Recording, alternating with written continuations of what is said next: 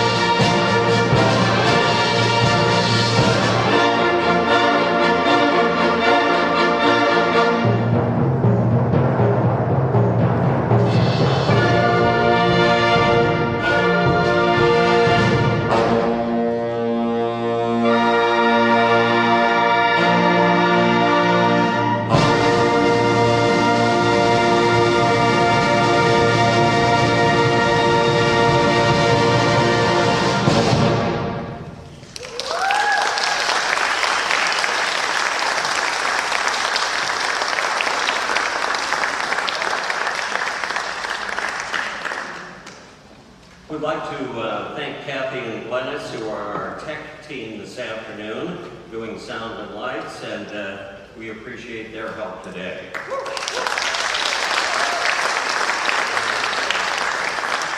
That first number was called Sweet Land of Liberty, an original piece that also featured, as you picked up, My Country 'Tis of Thee.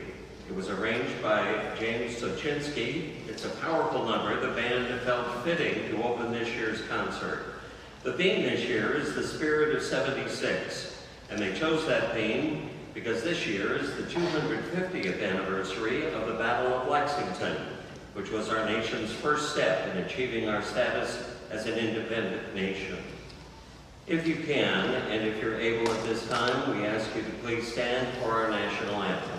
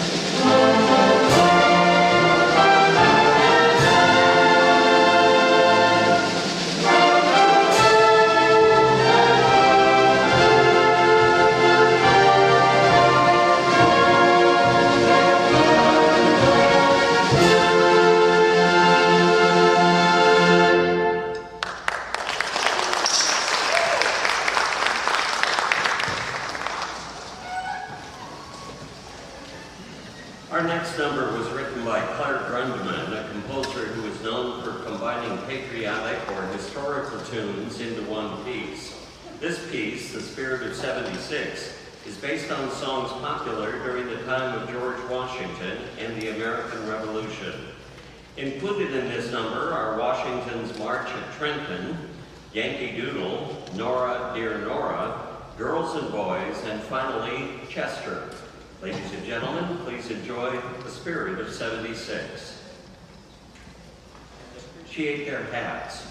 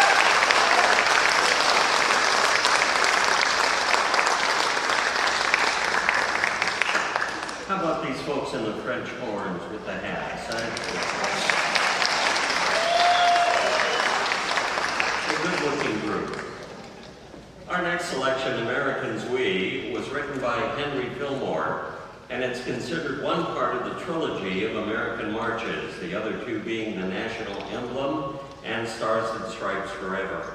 While learning to play trombone as a boy, Fillmore was forced to keep it a secret from his father, who considered the trombone an uncouth and sinful instrument.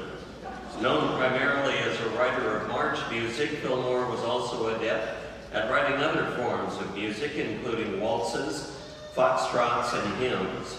The trio section of this number is one of the most recognized melodies around. Here is Americans We by Henry Fillmore.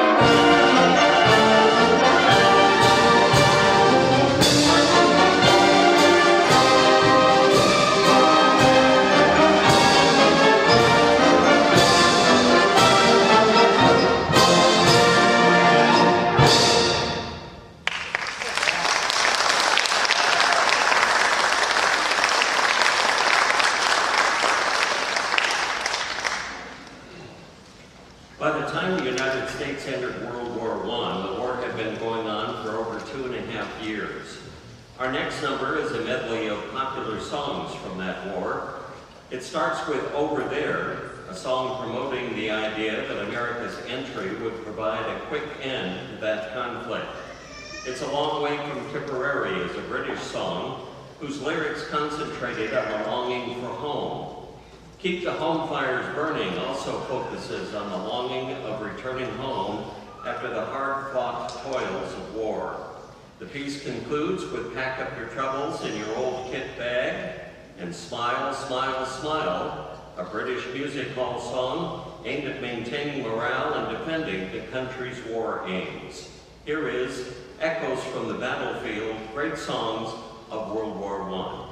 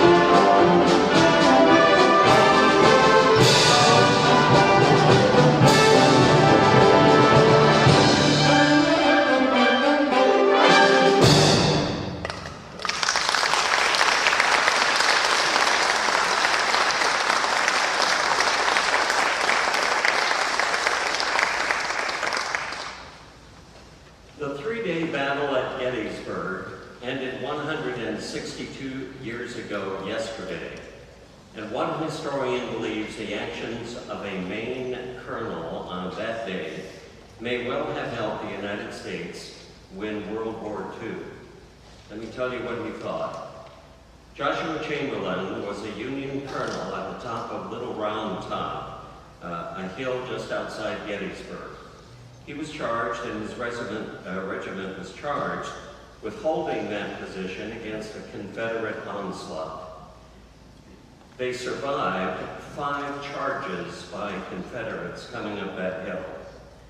Before the 6th charge began, they realized they were out of ammunition, and the regiment had been decimated to 81 members. Joshua Chamberlain, to the moment of his death, could not explain what he did next.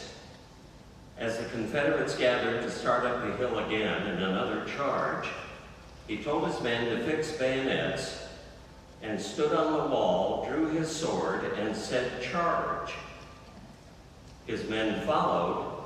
The Confederates at the bottom of the hill thought he must have been receiving reinforcements from other Union soldiers, and they surrendered. His assistant said, "Sir, we have no ammunition," to which Joshua Chamberlain said, "Please don't tell them that." Now, it's believed by many historians that had the South won the Battle of Gettysburg, the North would have sued for peace, which would have fragmented the United States into at least 2 nations, and perhaps as many as 13. It's also possible, had that happened, Mexico would have annexed states in the South and Southwest, and Canada would have annexed states in the North. And the historian who said Joshua Chamberlain helped win World War II said, had the United States been fragmented, there would have been no country on earth that could have stopped Adolf Hitler or Japan when World War II broke out. And no nation on earth could have fought a battle successfully, a war successfully, on 2 fronts on either side of the world. So sometimes we think things that we're doing today may have no consequences in the future, and yet a man on Little Round Top 162 years ago may have helped us win World War II. So to finish the first half of our program, we'd like to present you a number called Civil War Suite by Harold Walters. He's an American composer, although not well known, but he wrote 1,500 pieces of music. The piece that you're about to hear is based on many of the songs frequently sung by both the North and the South during the war between the states. The first movement features fragments of the Yellow Rose of Texas and The Girl I Left Behind Me, the song Abraham's Daughter, and the chorus of Rally Round the Flag, which is used concurrently with the traditional bugle call. The second movement includes several camp songs, many of which reflect the loneliness and tedium that the soldiers often face. The songs in this movement include Orally, Tenting on the Old Campground, and All Quiet Along the Potomac Tonight. The finale features When Johnny Comes Marching Home with a short strain of Tramp, Tramp, Tramp. Here is the Civil War Suite.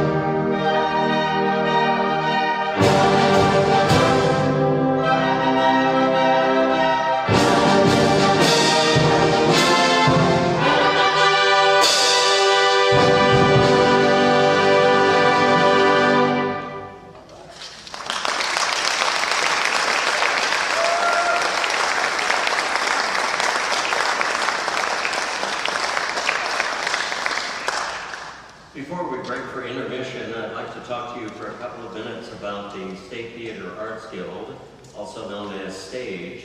STAGE is a 501c3 nonprofit organization which owns and operates this beautiful theater, and the theater is 3 years away from celebrating its 100th anniversary. The theater has been very blessed by significant generosity from our local community. Over the last several years, we've been able to invest more than $3.5 million into the restoration and refurbishing of the theater, including the restoration of our lobby, the mural on the staircase, the magnificent marquee, and the beautiful theater organ. Now, as we are a nonprofit, we look to the support from individuals like yourself. Stage membership is available for as little as $25 a year, and if you join today, this is almost sounding like a PBS deal, if you join today, we'll give you a free copy of the book Yesteryear's Child. Now, if you're not familiar with this book, it was written by a man whose mother grew up here in Oroville at the turn of the last century. It's a fabulous book, well-researched, well-written, and the author gave us 100% of the profits, 100% of the proceeds from the sale of the book to support Stage. A number of years ago, he was able to come up and sign copies of the book. And so if you join Stage today, we'll give you a copy of the book. And if you're already a member of Stage, we'd like to say thank you. And if you'd like a copy of the book, they're $15 for sale in the lobby at intermission. A couple of events coming up here in the next couple of months. We'll have a silent movie series, shorts of silent movies, featuring Dave Moreno on the Wurlitzer organ. Now, we've mentioned in the past the organ here is one of 250 in the United States that we're fortunate to have an authentic working theater organ, one of 250 theaters in the whole country, and one of them's right here. Dave Moreno will be performing on the Wurlitzer organ on Sunday afternoon, August 10th at 2 o'clock. Sunday afternoon, August 10th at 2 o'clock. Tickets for that will be $10.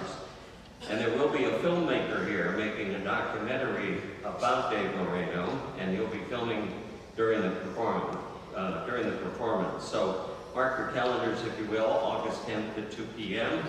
And then September 24th, the Air Force Golden West Band will be here. They will be here on September 24th at 7 p.m. That's a free concert. It's also guaranteed to be a full house.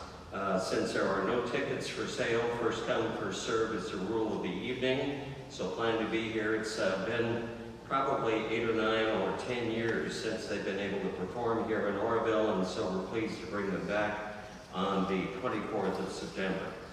So that brings us to the end of our housekeeping announcements. Now it's time for intermission. Concessions are provided by Stage, so we'll be back in about 15-20 minutes. Thank you.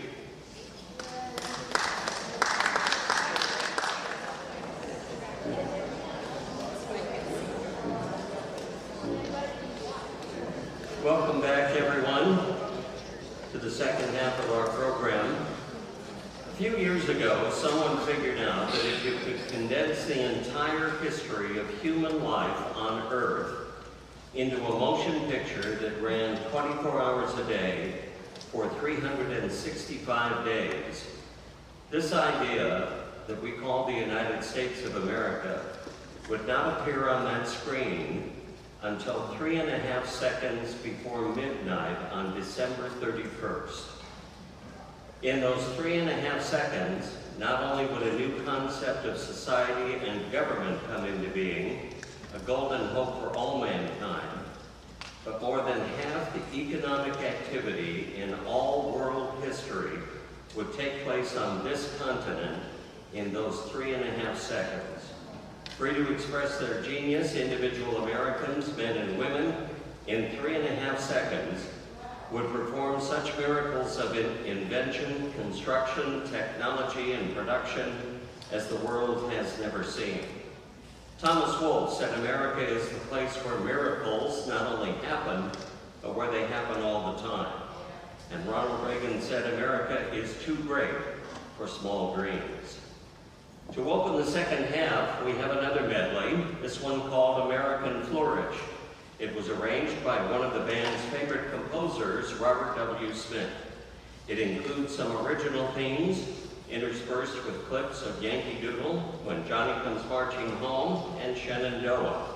In the background, you'll also hear themes from Esprit de Corps, another well-known piece this band has performed in the past. Please enjoy American Flourish.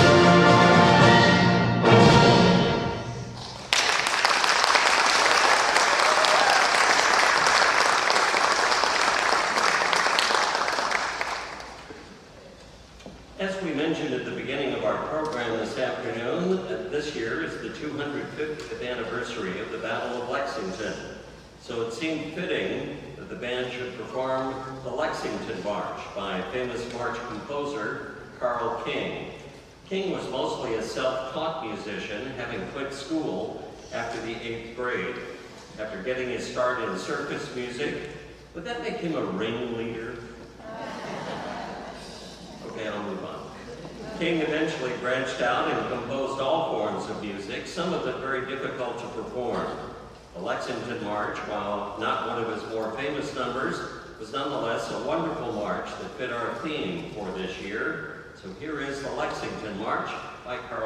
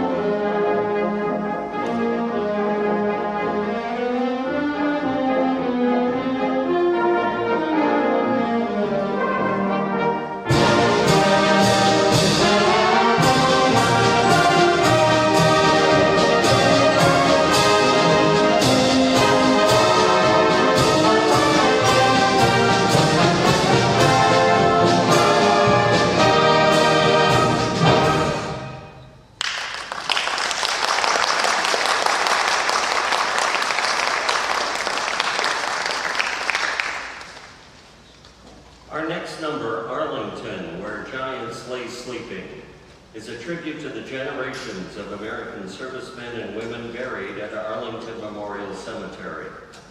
The composer, Paul Murtha, said, "The opening statement, Memorial Gate, paints a musical portrait of the cemetery. When you see it," he said, "you are struck by the sheer weight of what it represents." He said Arlington is also a peaceful garden and a place for reflection. He said one of the most moving sights you'll see is when thousands of flags have been placed on the gravestones prior to Memorial Day every year. Seeing this, he said, brings to mind the familiar song, "My Country 'Tis of Thee," and the lyrics, "Sweet Land of Liberty," which is at the core of the service and sacrifice of the men and women at Arlington. Often, he said, you can hear one of our nation's military bands in procession playing the proud, powerful hymn, "God of Our Fathers." When you hear it, he said, in that setting, it will remind you of the courage, strength, and sacrifice of the giants that lie sleeping at Arlington.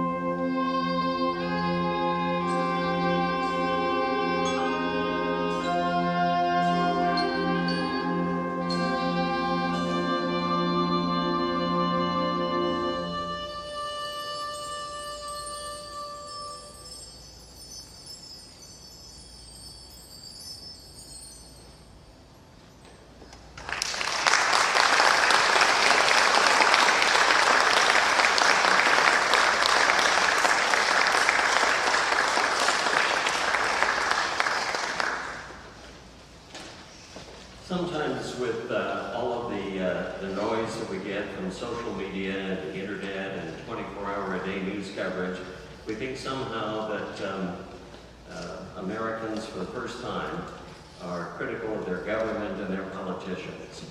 I'm going to read you some quotes from a man who died 90 years ago. He was a popular columnist, a radio commentator, a movie star, and the most popular in-person speaker at the time of his death. His name was Will Rogers, and President Calvin Coolidge was known as very stoic.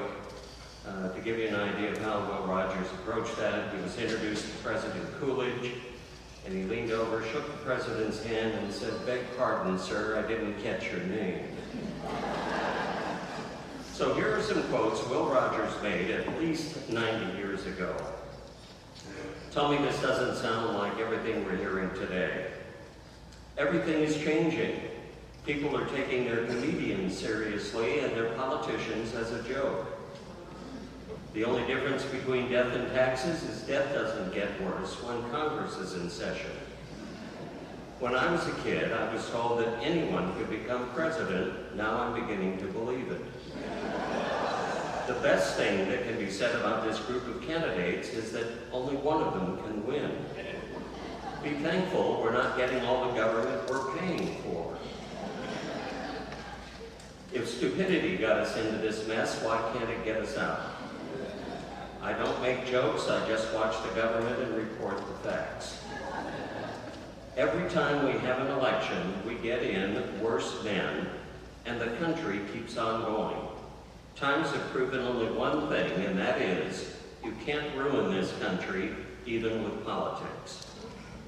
If you have a radio in the next 3 months, and these are some terrific quotes that we've all heard in the last several months, but he said, if you have a radio in the next 3 months, now's a good time to have it quit working. As you'll hear from now until Election Day, quote, we must get government out of the hands of predatory wealth. Or, quote, the good people of this country are burdened to death with taxes. And the last one, quote, this country has reached a crisis in its national existence. And he concluded by saying, all I know is what I read in the papers, and that's my alibi for my ignorance. Anyway, everything old is new again, and things said nearly 100 years ago are still being said today, and we're all still here. Well, next we'd like to pay tribute to those in attendance today who have served our nation in the armed forces. Now, for a few years, we've been telling you there was no song for the Space Force. But this year, they finally wrote one. Unfortunately, when Bob went to order a copy, it was already sold out. So you'll have to wait one more year for that tribute. But I'm going to go on the record today and say that when we do the salute to the armed forces, including that number next year, we probably won't have anyone here from the Space Force standing up when the song is played. In the meantime, however, please stand when your branch of the military song is played. Here is the Armed Forces Salute.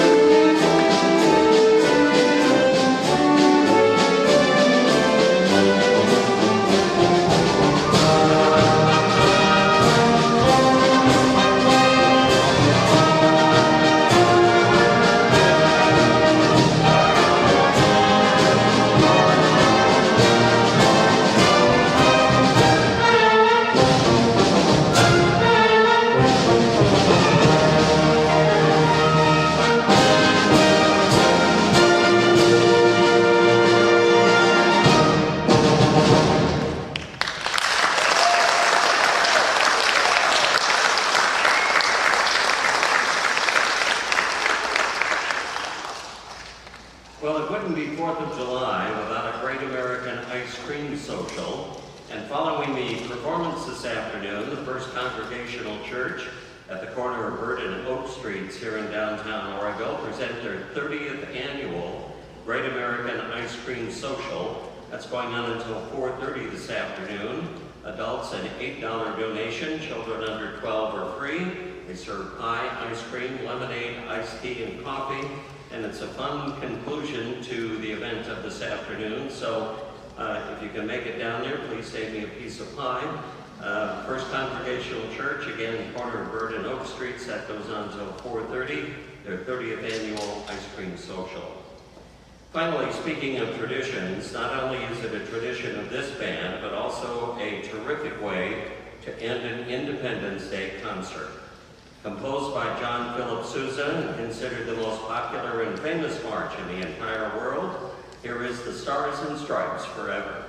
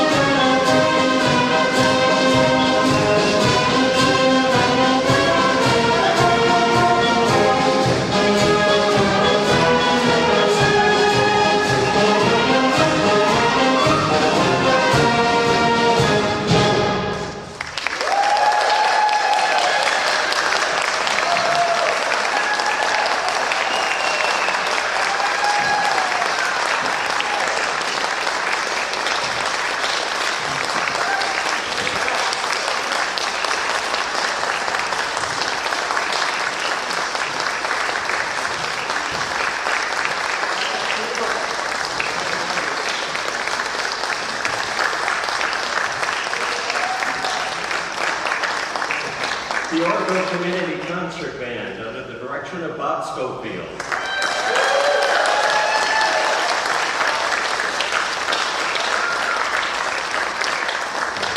Well, thank you for making us part of your Independence Day celebration today. We hope you enjoy the rest of the afternoon. Hope to see you at the Congregational Church for the ice cream social. And we have a benediction, and I'm going to let the band be included in this. I didn't last night. But we have a benediction that we always like to close the program with. You guys ready? Okay. You don't have to go home. But you can't stay here. Thanks very much.